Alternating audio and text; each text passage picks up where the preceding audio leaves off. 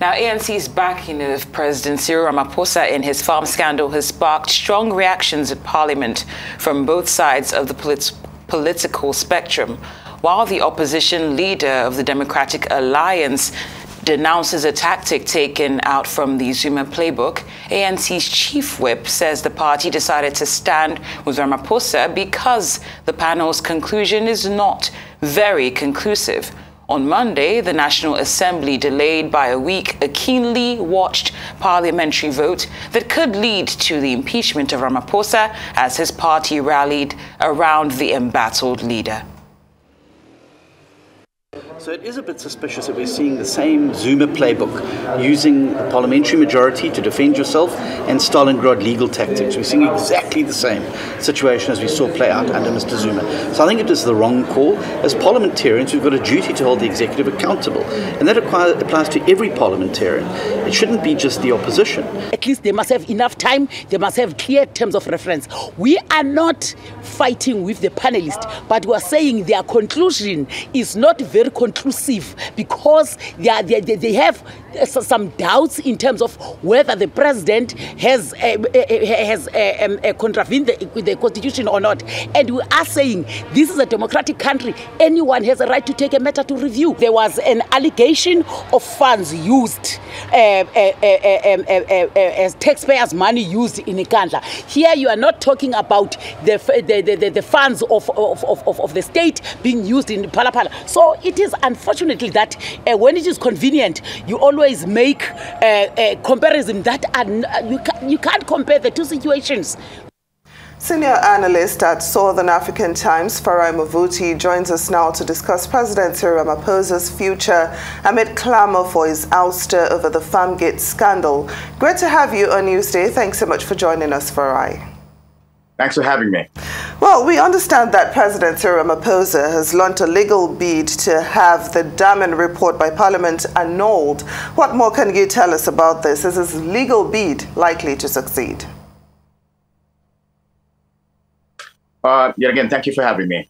So after what they call the National Executive Meeting of the ANC, which is the ruling party of South Africa, the ANC has decided to vote against the panel, Section 89 panel.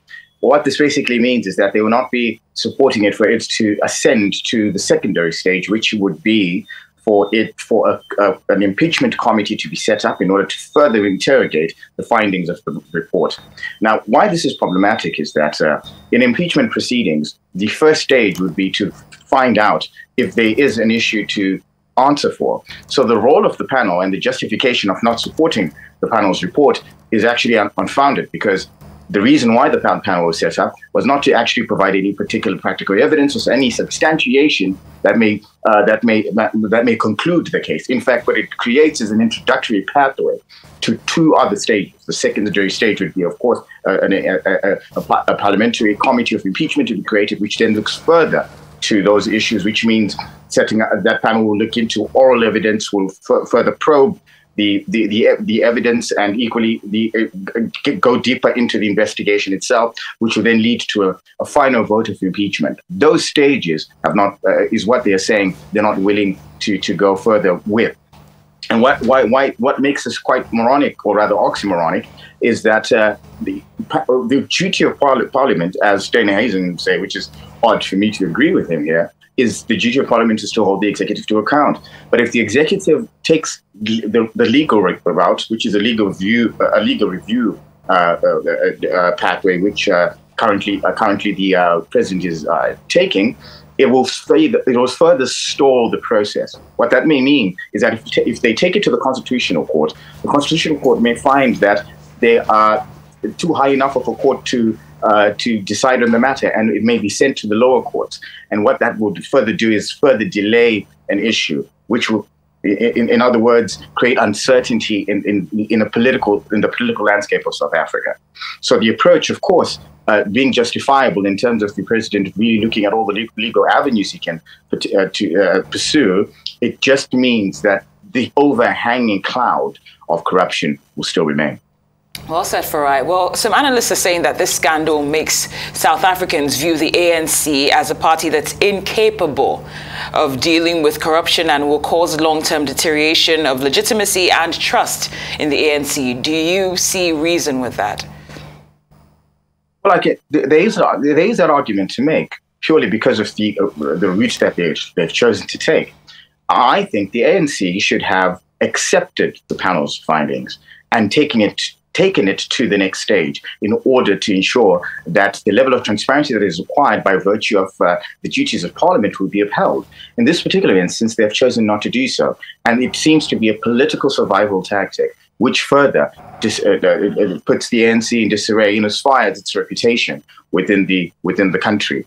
However, if they were seen to be following the process that is constitutional and equally parliamentary, parliamentarians who are within the bounds of ensuring that the issues raised within the report are further interrogated, when that particular opportunity is denied, that particular analysis holds water. But there's also the other side of it, in which the president has clearly argued that the findings, he feels, were not legally binding in the sense that they did not present great depth into the argument that justifies the next processes to take place. And what he simply is asking for is time for a legal review, for legal experts and the courts to further look into the findings.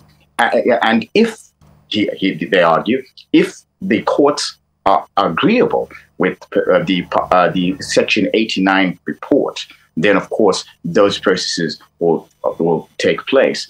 So there is those two schools of thoughts that are currently within the midst. However, it does not take away, as I said earlier, that cloud of lack of transparency and the willingness and the integrity of wanting to ensure that transparency and a conclusive approach to the going on the actual Phalaphala or Farmgate, if you will, have actually been investigated and further interrogated. Well, Farai, very briefly before we let you go, how are other lawmakers from other political parties reacting to the ANC's backing of Cyril Ramaphosa? Well, I think so. Lawmakers, and so a lot of the opposition parties seem to want the process to continue, for the report to be read and further interrogated. The DA takes a different approach. The DA sees that as perhaps a futile, a rehearsal in futility, because it only will further conjure up outcomes that they feel will diminish the entire process. So they're saying that, well, we'll vote against the particular panel and seek to advocate for a motion that brings elections closer. Now, of course, that too is a practice in futility. But you find that in terms of the parliamentarians, there is no actual consensus around how they want to go forward. The third largest political party, which is the EFF, is advocating for the report to be adopted and for further processes to take place, which will enable the aspect of transparency to be at least seen to be done. Very well said. Farai Muvuti, senior analyst at the Southern African Times. Thank you so much for joining us on Newsday. We appreciate your time and analysis.